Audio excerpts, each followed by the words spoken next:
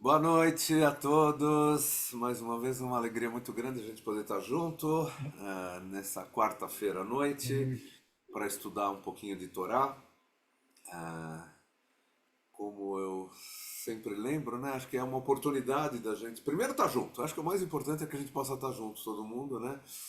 Ver a carinha um do outro, né? Apesar de não estarmos fisicamente no mesmo lugar, né? Estamos de alguma maneira juntos todos.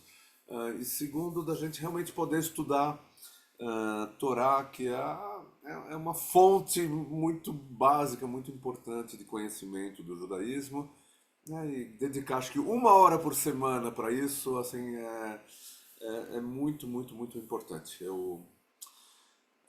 Enfim, agradeço demais ao Dani Zekri, Moré, Dani Zekri, por ter topado assumir essa paraxá, que não é um paraxá muito simples, né? Estamos em paraxiot que não são tão simples assim, né? Como a gente falou no sábado passado na sinagoga, e na quarta-feira passada, quando o Celso conduziu o estudo de Tazria, mas são parashiot que, como todas as outras, têm a sua importância e a sua mensagem, talvez não na parte externa, mas lá por baixo, né? Então, todas elas são igualmente importantes.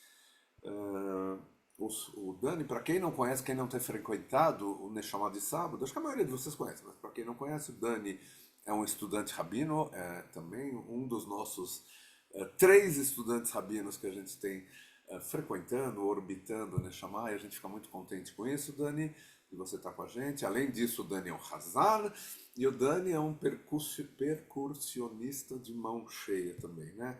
Então, assim, tem muitas qualidades, além de ser educador físico, enfim, depois eu não vou falar tudo que o Dani faz da vida, porque ele é um bombril, o Dani é um bombril, né? Mas, enfim, vou falar só do que...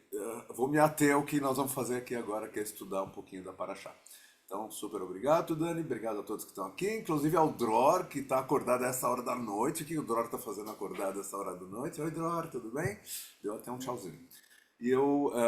A gente começa, então, o nosso estudo, como sempre, fazendo as brachot do estudo. Para quem tiver com o, o Sidur Shavuotov, elas estão na página 44. Qualquer outro Sidur, normalmente no começo do serviço de Shacharit, a gente encontra as bênçãos do estudo da Torá. Não sei se o Dani quer fazer, quer que eu faça, Dani? Você está com o Sidur aí? Não tá? Bechavod, por favor. Então tá bom, então vamos lá. Baruch ata Adonai Eloheinu melech haolam asher kidishanu bemitzvotav vetzivanu la'asok Laasot. bedivrei Torah. Né? Nos Amém. ordenaste a lidar com as palavras da Torá. É uma mitzvah o que a gente está fazendo. Além de tudo que eu já tinha falado, é uma mitzvah a gente está estudando Torá hoje à noite, né? Ve'arev na Adonai Eloheinu et divrei Toratecha befino uvefi amcha beit Israel ונהיה אנחנו וצאצאינו וצאצאי עמך בית ישראל. כולנו יודעי שמך ולומדי תורתך לשמה. ברוך אתה אדוני, המלמד תורה לעמו Israel. Na verdade, é Deus que Amém. Amém. ensina a Torá pra gente, né?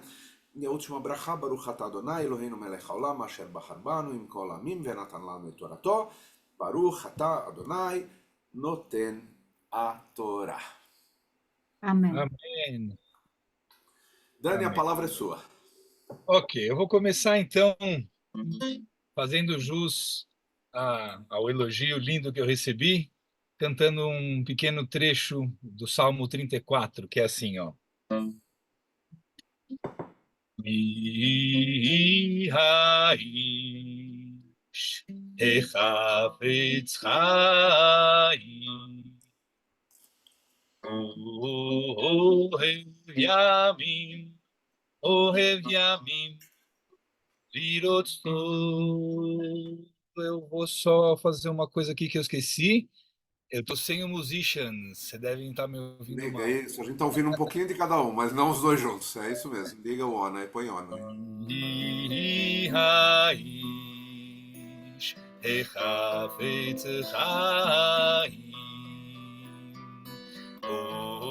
ohev yamim ohev yamim lirato. נצור לשון חמרה ושפתיך מדבר מרמה סור מרע ועשה טוב בקש שלום ורדפהו. Vocês já vão entender por que eu escolhi esse trecho dos Terrilim, dos Salmos, para cantar. Eu não consigo fazer o chat. Já consegue, já consegue. Consigo? Consegue. Ótimo. Então, aqui vai.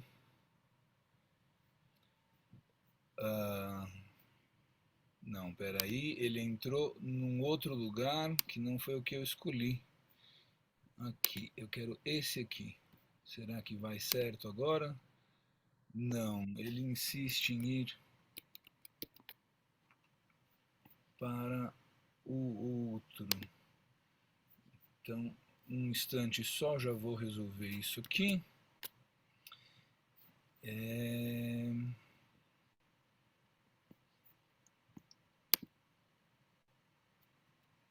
Agora eu acho que vai para o certo.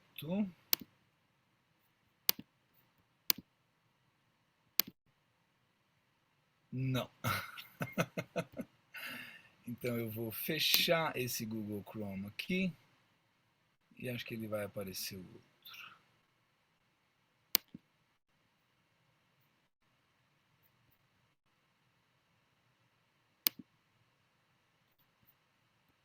Tecnologia quando funciona é ótimo, né, gente? Agora foi. Ok. Bom, antes de mais nada, eu queria agradecer a Thaís, que foi quem me fez o convite para estar aqui praticando um pouco dessa atividade maravilhosa que é estudar, aprender e ensinar juntos. Agradecer ao Davi, ao Celso, à Carol, por conduzirem maravilhosamente essa comunidade que cresce e cresce no Kivun, com a Kavaná que eu me vejo, que eu me conecto. Então, muito obrigado pela oportunidade. Me deram aqui a tarefa de falar da Parashá Metzorá. Opa, tá escrito Tem um errado. beta mais. Aí eu ia falar, já que a gente Tem saiu um da aula de beta mais hebraico, Eu não quem vou estava na pedir aula de agora. hebraico vai falar, o que está escrito aí? Não é Foi Metzorá. pegadinha para quem fez aula de hebraico, mas não tem tanta importância, né? Tá no livro de Vaikra, Levítico, são 2 capítulos inteiros, o capítulo 14 e o 15 inteiros. É uma paraxá bem curtinha, e ela fala de Tzarat, apesar de isso estar mais em Tazria, que é a paraxá Mechuberet dela, a paraxá que é lida normalmente junta. Esse ano, por termos Adar Aleph e Adar Beit, a gente lê separadas. A gente pode dizer que Metzorá é a pessoa que tem Tzarat. Então, Tzarat, e eu busquei essa referência fora, vou explicar para vocês por quê. Refere-se a um grupo de doenças de pele que, de acordo com o Antigo Testamento, aqui já entrega que a fonte não é judaica, torna uma pessoa ritualmente impura. A análise do texto revela que se trata de 4 categorias de lesões. Cada categoria tem uma lesão primária, bem como alterações secundárias específicas. As lesões primárias incluem lesões despigmentadas em pele previamente saudável, lesões em pele previamente anormal, lesões em áreas de alopécia difusa e lesões de alopécia localizada. Um monte de termos esquisitos, né? Mas vocês já vão entender por que é improvável que essas doenças tenham um equivalente nos dias de hoje. Isso é um artigo de 1982 do Jornal Americano da Academia de Dermatologia. Então, eu fui achar aí um artigo da área médica que fala e descreve cada uma das lesões. Eu não vou me ater a isso. O que eu quero me ater aqui é que cada uma das lesões acima mencionadas tem o seu próprio diagnóstico diferencial. Existem doenças bem conhecidas que apresentam várias das características de uma forma particular de Tzarat. No entanto, é muito mais difícil, se não impossível, encontrar uma doença que se enquadre exatamente na descrição bíblica de Tsarat. Para além disso, como já foi referido, o reconhecimento e o diagnóstico de Tsarat só podem ser feitos pelo Kohen, pelo sacerdote, que tem um conhecimento profundo de todos os pormenores destas leis complexas.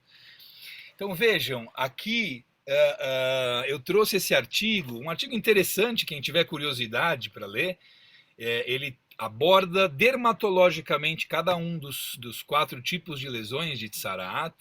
Ele traz inclusive um glossário sobre os termos, o que é despigmentado, o que é falta de pigmentação, o que é a alopécia, que é a falta de cabelo na parte de trás, gabachat, na parte da frente, karachat, enfim. Mas ele coloca claramente que não tem nada a ver com lepra, que a lepra de Hansen, né, a doença que a gente conhece como lepra hoje em dia, ela pode ter vários dos sintomas referidos a situações de Tsarat, mas nunca o conjunto inteiro, e que nenhuma das doenças atualmente conhecidas que tenham alguma das lesões apontadas como Tsarat pela Torá se enquadrariam completamente em alguma das categorias. Portanto, a gente está falando de uma doença bíblica que não é reconhecida pelos dermatologistas nos dias de hoje. E aí vem essa frase máxima da nossa tradição judaica, Hachaim ve'hamavet biedei halashon. A vida e a morte estão nas mãos da língua. E o que isso quer dizer para a gente? Isso quer dizer que assim como Deus cria o mundo e cria a vida com a sua voz, com a sua fala, assim como a gente tem na Torre de Babel um episódio muito importante que nos fala sobre como a linguagem era muito importante, a necessidade de muitas línguas para que a gente não chegue a Deus apenas por um caminho uniforme, que a gente tenha essa diversidade de possibilidades, mas está tudo muito ligado com as palavras, com o falar. E uma das, eu não vou chamar nem de mitzvah, porque é um klal, segundo o Rabi Akiva, é uma lei maior ainda, e amarás ao teu próximo como a ti mesmo, ou ao teu vizinho como a ti mesmo, tem muitas características justamente do falar, né? Um pouco antes, 2 psukim antes, fala que você tem que cuidar para não sentir ódio daquele que faz alguma coisa ruim para você e que você deve falar para ele o que ele fez de ruim, né? Rambam, no Tratado de Ot, no capítulo 6, ele fala para a gente, ele se contradiz um pouco, ele fala que a gente tem que odiar a pessoa ruim. Quem é a pessoa ruim? Aquela que é incapaz de aceitar uma crítica, né? Aquela que não aceita uma torrahá, uma crítica. Ao mesmo tempo que em seguida ele fala que quando alguém peca com uma pessoa, essa pessoa tem a obrigação de falar para a pessoa que pecou, olha, você fez isso, isso, isso, né? Isso não foi legal. Para não acontecer como aconteceu, ele dá o exemplo de Avshalom e o seu irmão, puxa, me fugiu o nome agora, mas que eles têm uma situação onde não há conversa e cria-se o ódio entre eles. E geralmente, quando a gente tem silêncio na Torá, quando alguma discussão não é feita, acaba em morte, no Tanakh, né, como um todo. Então, a língua ela pode trazer vida, mas ela também pode trazer a morte. E por que a gente está falando isso? Então, eu vou trazer aqui para vocês um midrash de Vaikra Rabbah, que conta de um vendedor ambulante. Eu não consigo ler porque está em cima aqui para mim. Bom, enfim, um vendedor ambulante que vendia o elixir da longa vida, e o Rav Yanai interessou-se em comprar o produto. Quando ele chega lá, no primeiro momento, o vendedor responde para o rabino: não, você não precisa do produto, rabino. Diante da insistência do rabino, o vendedor mostra para ele o produto, e o produto é justamente o capítulo 34 dos Salmos, os versículos 13 e 14, que são os dois primeiros versículos que eu cantei para vocês. Mi haish, quem é o homem? Hechafetz chaim, que busca, que deseja a vida. Ohev yamim, ama os dias. Lirot tov, que quer ver o bem. Quem é esse homem? E aí ele em seguida fala: proteja a sua língua do mal. Netzor leshoncha merah, usfatecha midaber mirma, e os seus lábios de falar falsidades. Isso está ligado diretamente. Eu sei que o próximo slide está na ordem errada, então eu não vou passar, vou parar um pouquinho aqui. Ou eu passo dois. Ah, não, está aqui, está certo. Né?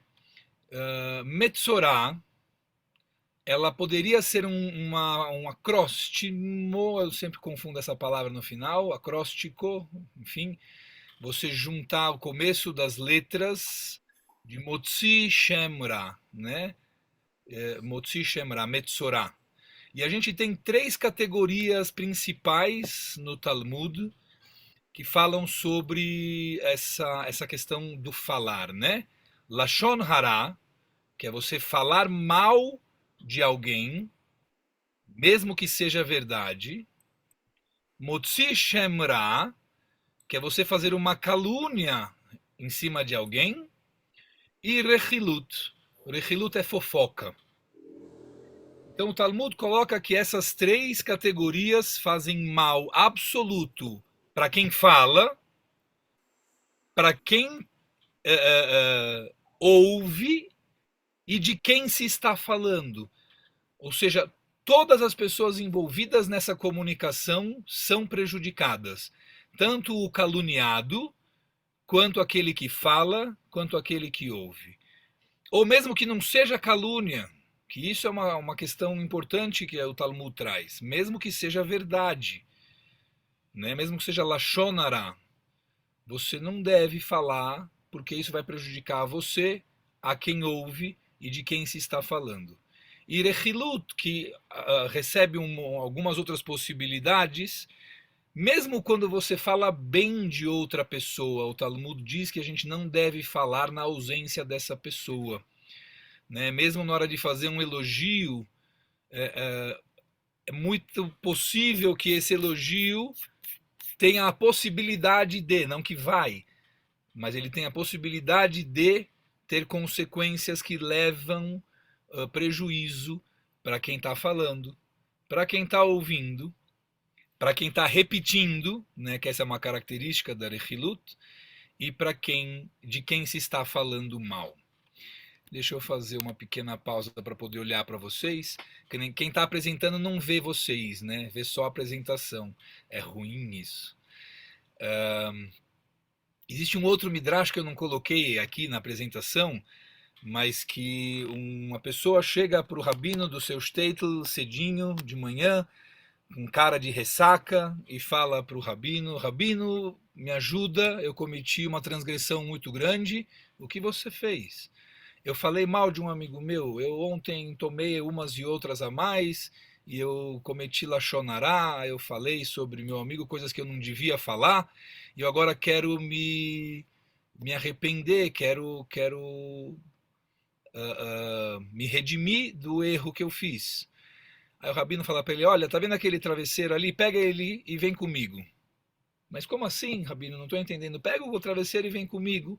E eles começam a subir a colina da cidade. E a pessoa questiona: rabino, não estou entendendo. Vem comigo. Me acompanha. Você não pediu para ajuda? Vou te explicar qual que é a sua questão. E a hora que eles chegam no topo do morro, um vento enorme, o rabino fala para ele abrir o travesseiro e chacoalhar o travesseiro. E o homem, já cansado de ouvir o rabino falar para ele: não discute, faz o que eu estou mandando, ele pega e obedece. E eis que as penas do travesseiro se espalham longe por todo o shtetl e para além do shtetl, da vila. E aí o rabino fala: bom, agora você quer se redimir? Então você pega cada uma das penas que voou com o vento e traz de volta aqui e põe dentro do travesseiro. Mas, rabino, isso é impossível, é impossível. Por mais que eu corra, eu não consigo ir para todas as direções, eu não consigo juntar todas as penas. Pois assim acontece com o que você falou sobre o seu amigo. Agora o que você disse está voando de boca em boca por aí, você nunca vai conseguir recuperar o que você disse. Então, mostra para gente que a nossa tradição ela se preocupou muito com essa questão de cuidar da nossa boca. A gente na Amidá, o último parágrafo da Amidá, a gente também pede para Deus que a gente que possa cuidar da nossa língua, que a gente não, né? E que aqueles que falam e pensam mal sobre a gente, que Deus estrague o pensamento deles, né? Que acabe com quando alguém fala ou pensa mal sobre nós. Voltando para Metzorá, então vamos lá.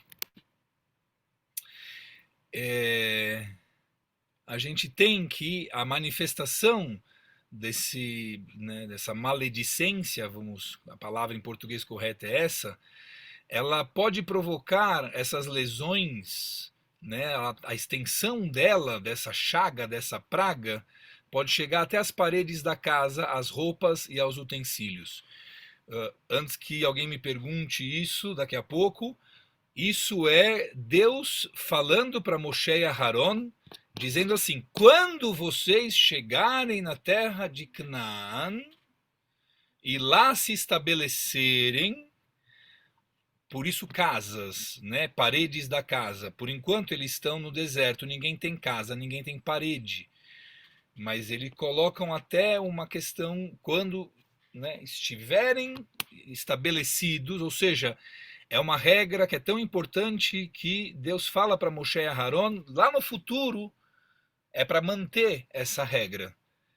Então, em algumas situações, poderia ser suficiente raspar as manchas das paredes, recolher o pó e jogar fora da mahané, do acampamento, mas em outros casos, podia-se tirar pedras das paredes, trocar o reboco, né, elementos da alvenaria, e caso não fosse suficiente, caso mesmo fazendo isso, as manchas, as linhas, principalmente laranjas na casa, né, permanecessem, verdes e laranjas permanecessem, então a casa tinha que ser inteira demolida e tinha que tirar todo o entulho, as pedras, as madeiras, tudo que foi usado para construir essa casa, jogado num lugar impuro, longe da cidade, né? Aqui no caso não é acampamento, aqui no caso seria a cidade. Tá? Aqui uma questão importante para a gente entender qual que é o desenvolvimento da Tzarat. Né? Então, primeira coisa, e interessante que essas explicações que eu vou dar agora, elas estão mais na Parashat Tazria do que em Metzorá. Metzorá, ela já traz mais como limpar, né? E esse como limpar envolve o Cohen precisa olhar a lesão e falar é tzarat. Como ele fala que é tzarat? Ele olha e ele olha depois de uma semana. Ele vê a evolução dessa lesão. Por isso lá no artigo dermatológico eles falam que tem sempre uma lesão primária e se desenvolve para uma segunda lesão. E de acordo com a evolução dessa lesão, o Cohen vai decidir é tzarat, não é tzarat, né? E também, depois que é determinado que é tzarat, a purificação não é uma purificação de um dia, é uma purificação que também leva 7 dias para acontecer, uma vez determinado que é tzarat. E no final desses 7 dias, aí vem a Parashá Metzorá, né? Inclusive ela começa falando dos outros Torat HaMetzorá. Essa é a Torá no sentido de trabalho, de como funciona, como eu faço, né, na prática, para acabar com uma pessoa que está com tzarat, uma metzorá. Né? Metzorá é a pessoa que tem tzarat. E aí, traz um ritual que você tem que primeiro fazer um sacrifício diferente, que eu não vi acho que em nenhum outro lugar da Torá, que é o sacrifício que você pega duas aves, uma você mata e a outra fica viva. E aí a que está viva, junto com isopo, junto com outras coisas, você mergulha no sangue dessa primeira ave que foi morta, que tem que ser morta em água doce, né? O sacrifício dela tem que ser feito numa bacia com água doce. Você mergulha essa outra ave e solta ela viva, né? Então parece muito com a expiação do Azazel, né? Do bode expiatório de Kippur, que um você sacrifica, mas o outro você manda embora, né? E ainda assim, depois dessa purificação, você tem mais dois sacrifícios, um holocausto, né, que queima tudo, olá, e um outro sacrifício de, meu Deus, não é het, não é shlamim, é, Acham? é de purificação. Ah, me fugiu o nome agora. Acham? Asham, isso, Acham. Asham. Né, de culpa, de coisa errada. Né? E aí essa pessoa vai terminar, vai limpar as roupas e vai ficar pura. Se essa pessoa não tiver dinheiro, e é interessante que a Torá coloca isso, mas se a pessoa não tiver posses para fazer, porque são dois sacrifícios grandes, mas dois pequenos, é custoso, então ela poderia fazer, tem lá a alternativa mais barata, mais acessível, mas que é possível uma pessoa sem posses também fazer a purificação. Enfim, todos nessas informações eu queria trazer agora para uma conversa. Deixa eu só terminar aqui o que temos na apresentação,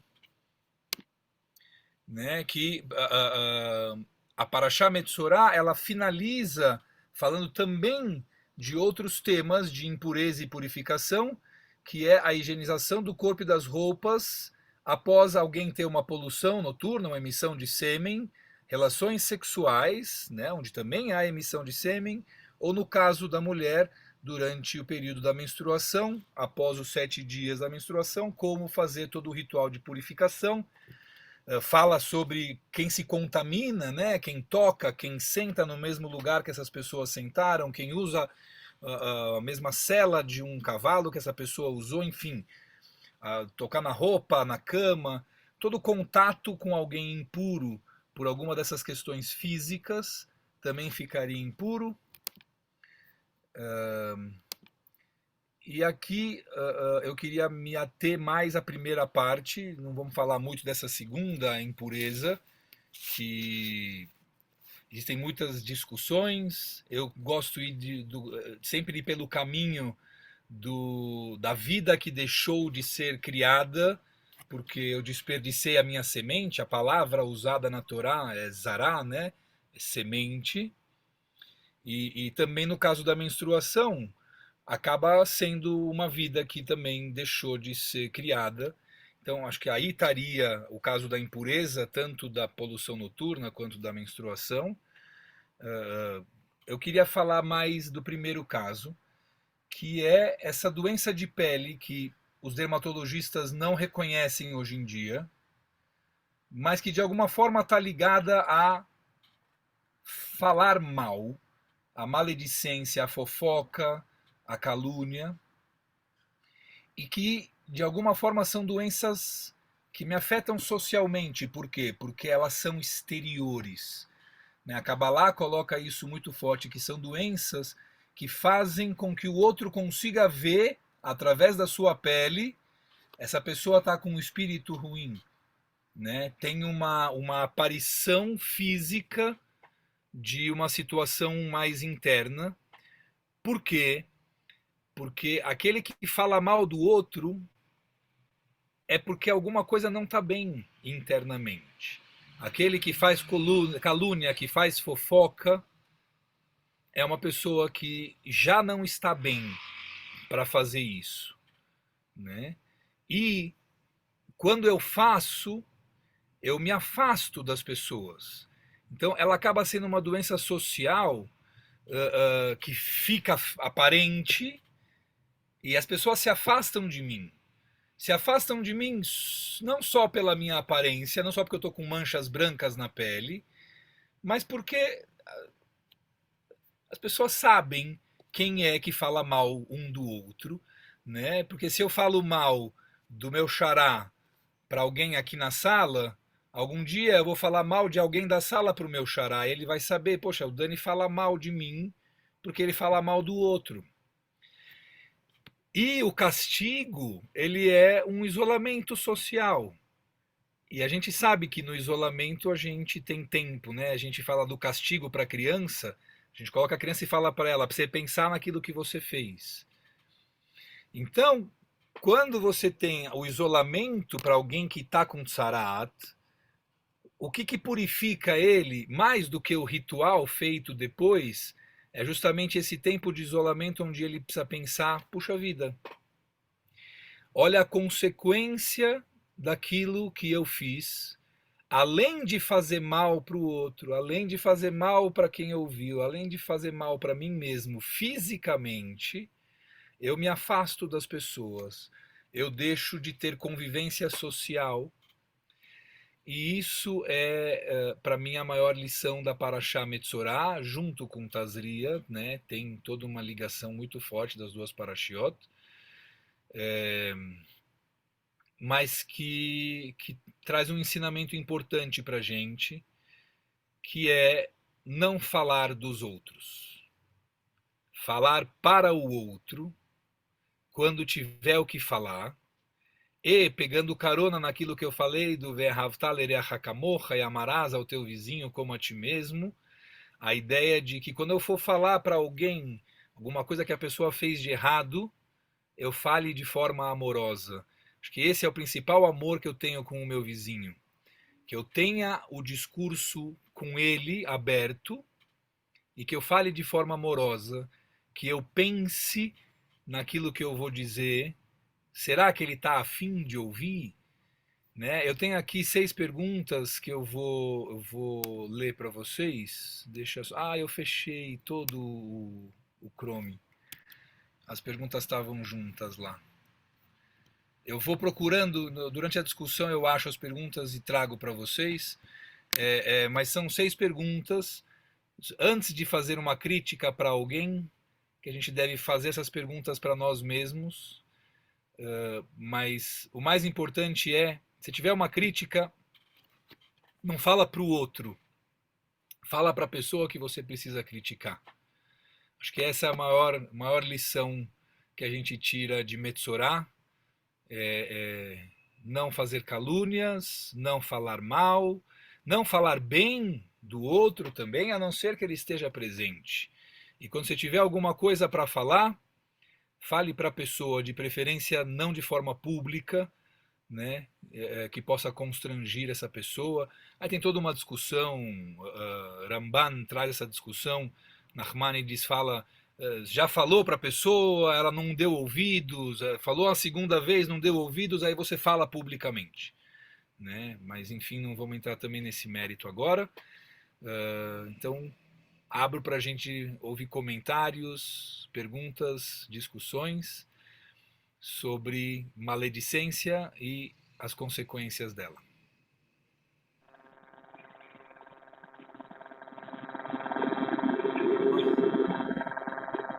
Barulho desse helicóptero aqui. Petrucci, tá andando em moto. O Alexandre está com a mão levantada, posso passar a palavra para ele, Dani? Alexandre? Oi, Dani, oi, Rabino, tudo bem?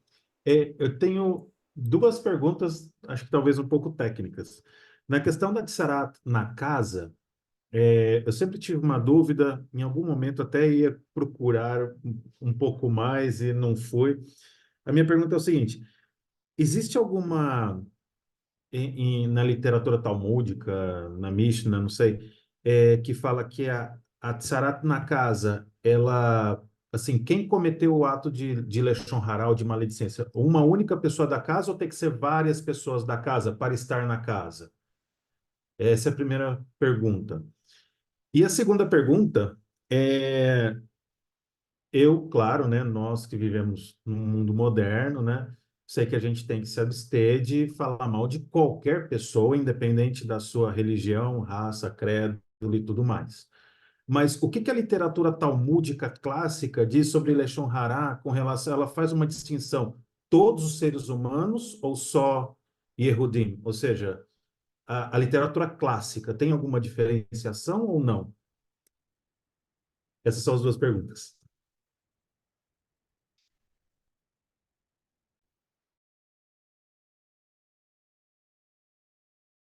Dani, você quer tentar Obrigado. responder? Olha, na verdade, a minha resposta vai ser, não sei, né? Nunca vi nada relacionado a como que a Tzara pega na casa, ela pega nas roupas também, né?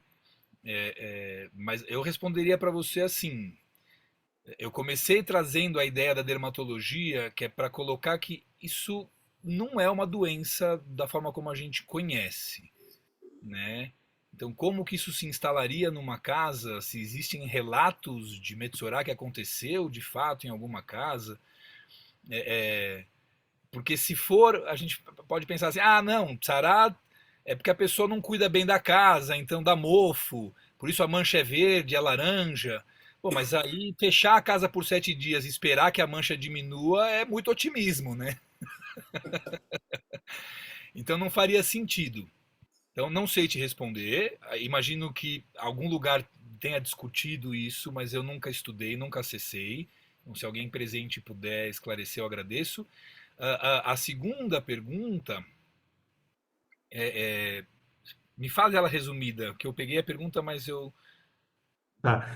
É, assim, eu sei que na modernidade, Ah, a você é gente... só para Yehudim, sim, É, sim. Isso, isso. na literatura clássica, no clássico, no Talmud clássico mesmo. Tá. Eu acabei de ver essa discussão que você está falando para ver a Haftaleria Hakamocha. Quem seria o Reachá, né, o seu vizinho? E a gente tem também que a gente deve amar o Ger.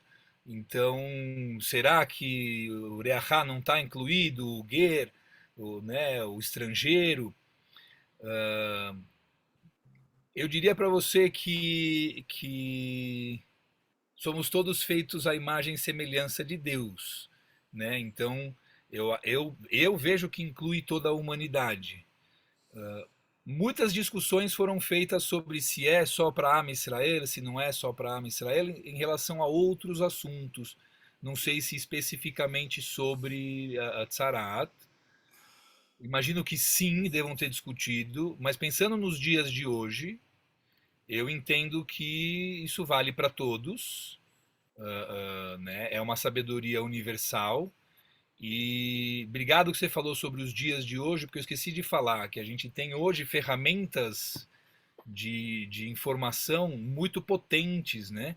E às vezes, mesmo falando bem de uma pessoa que eu estava mencionando, né, coloco uma foto de alguém na rede social e falo bem dessa pessoa, essa pessoa não queria aparecer, queria. Aí eu também estou cometendo uma transgressão, né? Então a gente tem que tomar muito cuidado com a potência que tem as redes sociais, porque as coisas é mais do que as penas ao vento hoje em dia, né?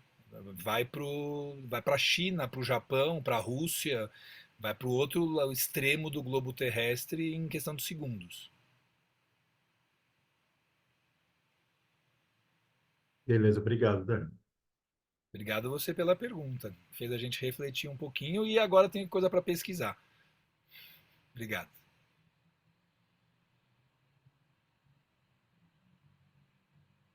Dani, Dani, Olá, Ó, Moré! Nildo. Tudo bom, querido? com a sua permissão, só uma lembrança que me veio aqui. Alguém mandou em um grupo, rede social, um diálogo, em que uma pessoa pergunta: Ô meu amor, você tá bem? Tô bem, meu amor. Qual a sua idade? Ah, meu amor, tenho 14. e tinha a foto de um ser humano que aparentava ter 70.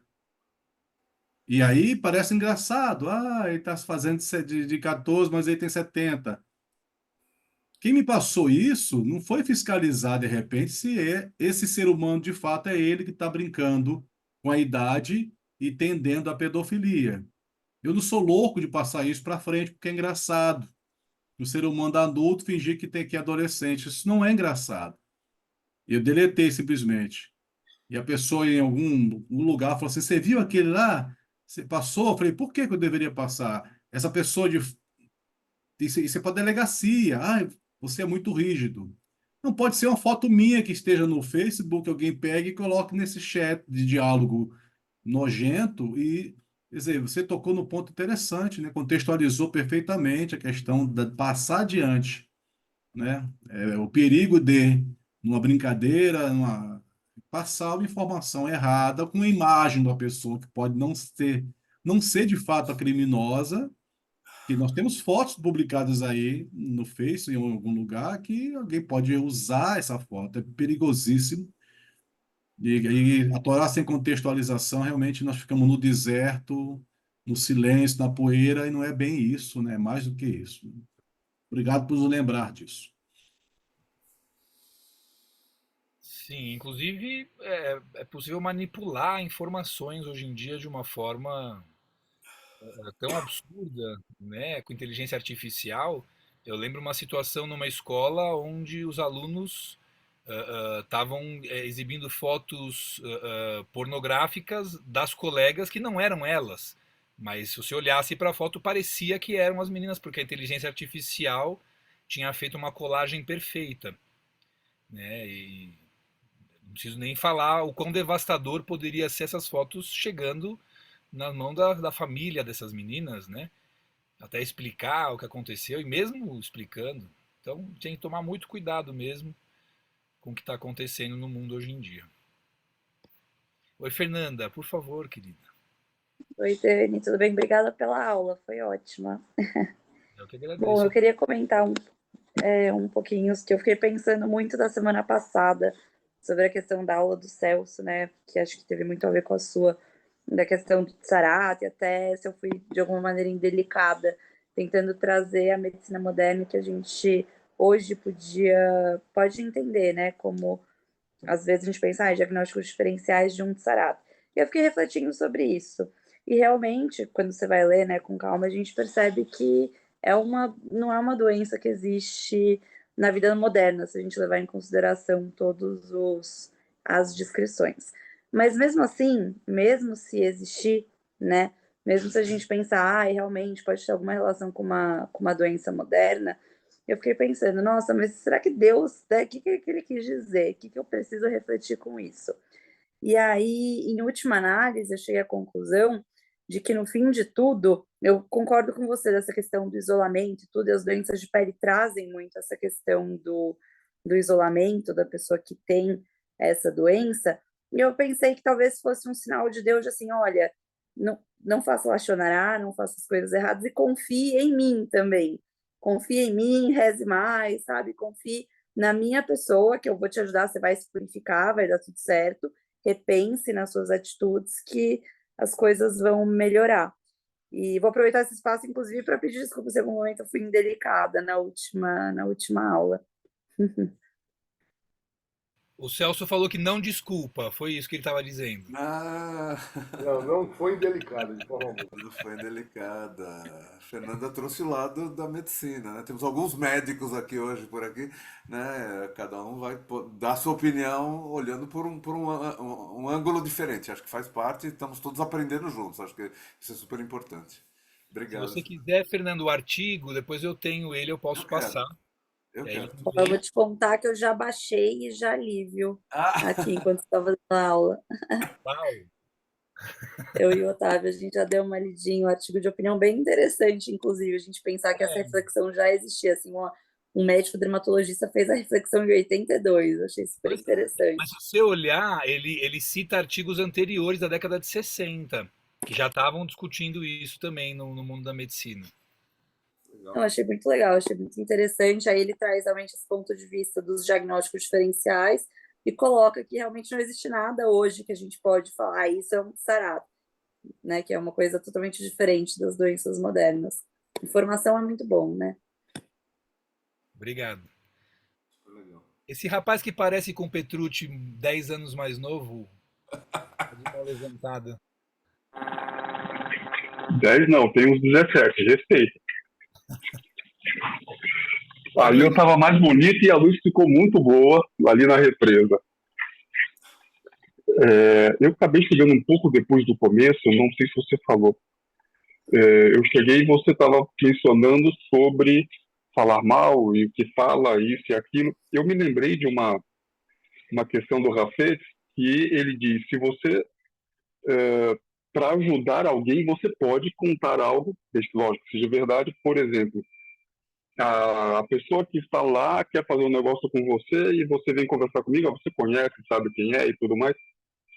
Eu, por obrigação, eu teria que chegar para você e dizer o que eu sei daquela pessoa. O que você acha? Porque eu estaria te ajudando a você que não tem informação da pessoa a saber como lidar com aquilo. Eu já ouvi isso que você falou. Eu achei, quando eu ouvi, uma questão bem delicada, né? Sim, Eu te digo assim, eu ouço muito, com muita frequência do meu irmão, a frase assim, eu não indico ninguém, mesmo que eu ache que essa pessoa faça um bom trabalho, porque se ela não fizer, a responsabilidade é minha. Então eu vou por aí. Se alguém vier te perguntar sobre outra pessoa, eu acho que o caminho é dizer, olha, a minha opinião é minha. É melhor você ter a sua opinião, né? Vá conhecer a pessoa e tenha a sua opinião. Porque se você, qualquer que seja a opinião que você disser para essa pessoa, vai se tornar um preconceito, por mais verdade que seja. Você vai impossibilitar que quem está te perguntando olhe por um outro viés, tenha um outro ponto de vista. Às vezes a pessoa de quem você está falando já aprendeu e mudou e você não sabe e você vai gerar um preconceito. Então eu evitaria, né? Apesar de ter essa coisa do amigo, né? Puxa, meu amigo, ele já tem uma experiência prévia com alguém que pode me ajudar a evitar ter um problema.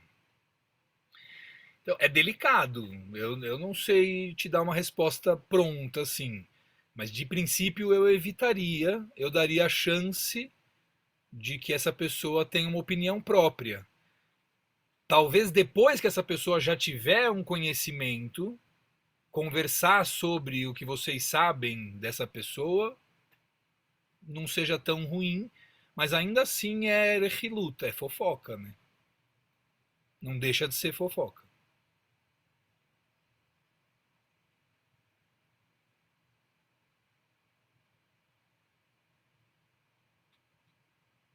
Acho que o Herbert quer falar.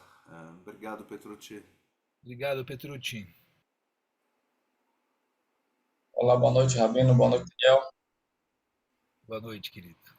Primeiramente, eu queria só acrescentar algo a respeito da consequência que seria o isolamento da Lashon Hara. Eu vejo particularmente que quem fala, vou falar assim da forma demais dos outros, ele acaba ficando sozinho. Que ninguém é perfeito para ele e ele não sabe lidar com as dificuldades e os defeitos dos outros. Com a diferença, ele vai terminar sozinho. Eu vejo isso como um aprendizado que a Torá nos traz, fica o isolamento, né? A outra coisa que eu queria agora perguntar é quais seriam os limites de falar a verdade. E eu vou dar um exemplo meu, particularmente. Eu trabalho com gestão de equipe lá na empresa, para contratar e para demitir é comigo. E muitas vezes o diretor chama e fala, mas fulano vai sair por quê? E esse porquê sempre ele é indisciplinado, ele não aceita feedback, ele é cheio de vício, ou seja, não é coisas boas, né? Eu tenho que falar para ele a verdade, essa pessoa vai sair ou ela vai ficar. Então, quais seriam os limites de falar a verdade, já que até falar a verdade seria Lashon Hara.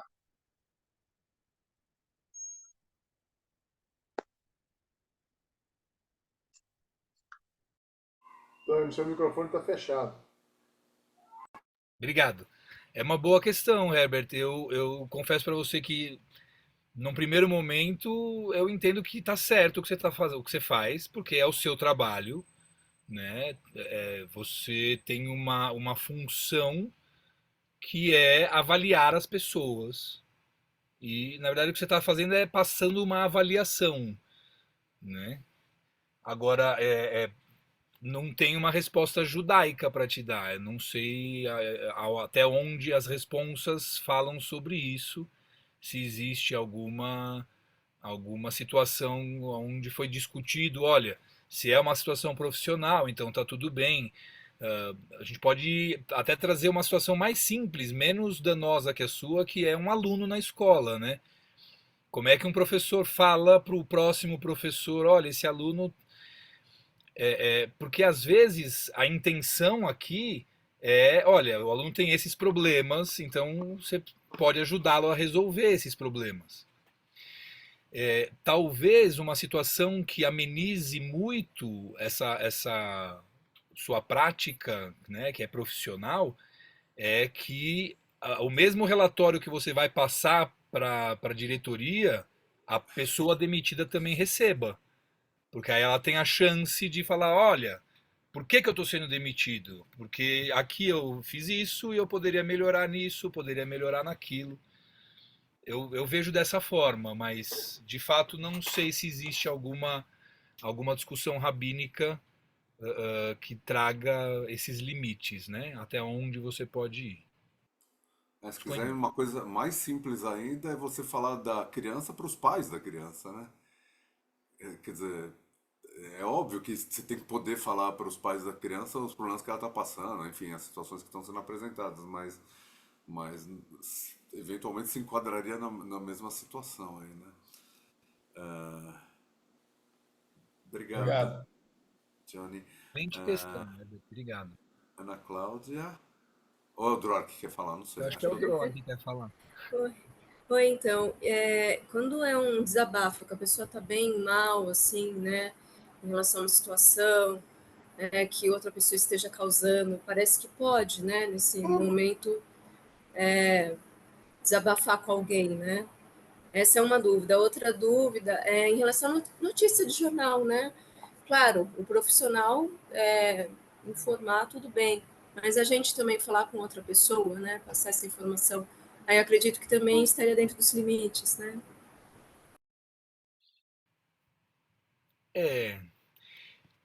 De novo, não sei responder de forma rabínica, né? Se tem essa discussão, se tem algum lugar.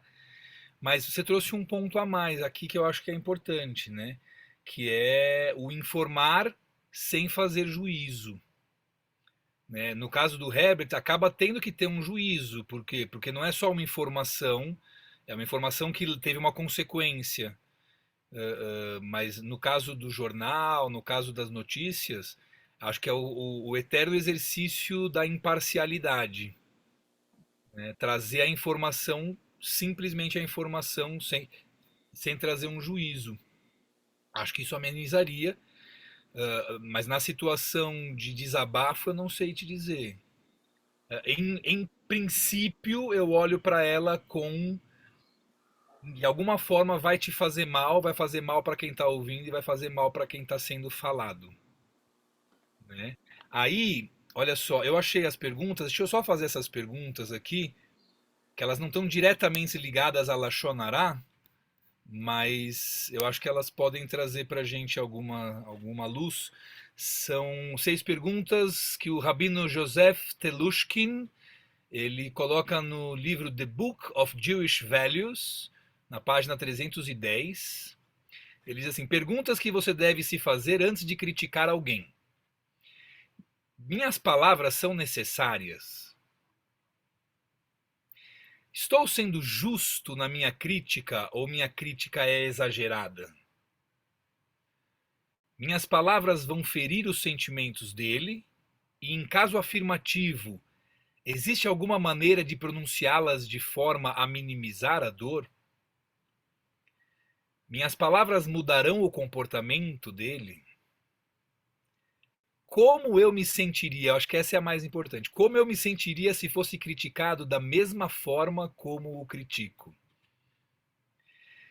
E a última, como me sinto a respeito desta crítica?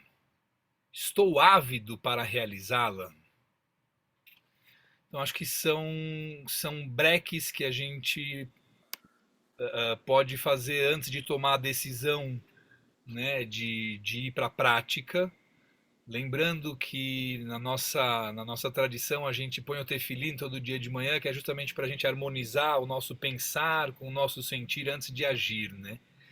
E na nossa tefilá diária, a gente algumas vezes fala para que a gente seja protegido do Lashon Hará, né? Que a gente seja protegido do Haver Ra, né? Do mal de uma forma geral, que a gente se blinde do que existe de ruim no mundo. Então, acho que fazendo essas perguntas, a gente adiciona aqui 6 barreiras antes de tomar uma decisão de como eu vou agir, para que a minha ação seja o mais coerente e racional e emocional antes dela ser feita. Esse, Dani, li- posso esse falar um livro que pouquinho? só uma coisinha, Celso. Por Esse favor, livro por favor. esse livro que o Dani citou tem em português também, né? Se alguém quiser, esse é o livro que o Dani citou. Oh, que maravilha. É, Telushkin, um tá aí. prefácio do Rabino Michel. Tá bom? Ah, tá, conheço esse livro. Eu não conhecia essa versão em português, bom saber. Tem. Obrigado. Fala Não do sei se está a Celso. mesma página 310, mas está por aí. Isso eu não sei. Eu ia olhar aqui, não deu tempo de olhar, mas vou procurar aqui. Essa Por questão favor, do Celso. Lachonará, essa questão do Lachonará, na minha opinião, tá? Isso é um livro da minha.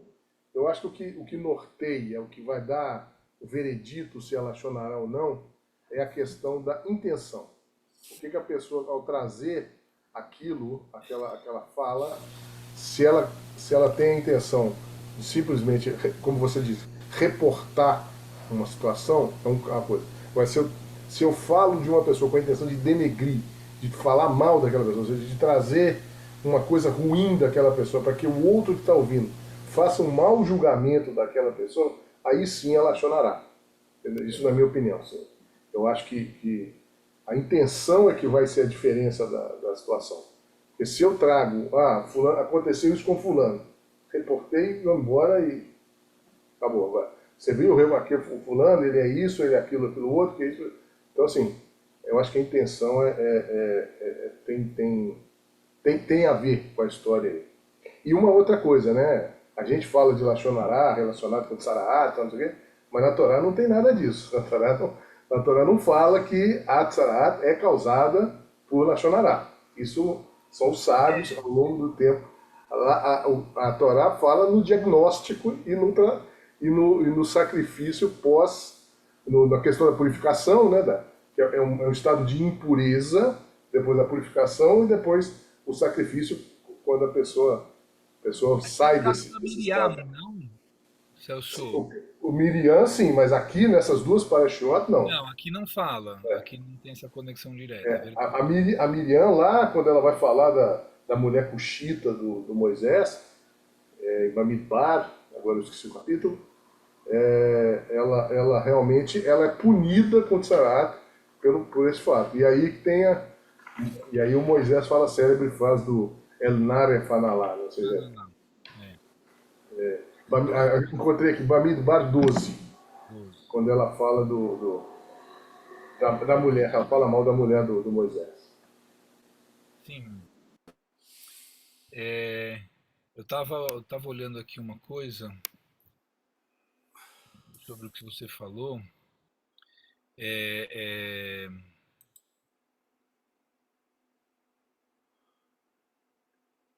A coisa da intenção, né?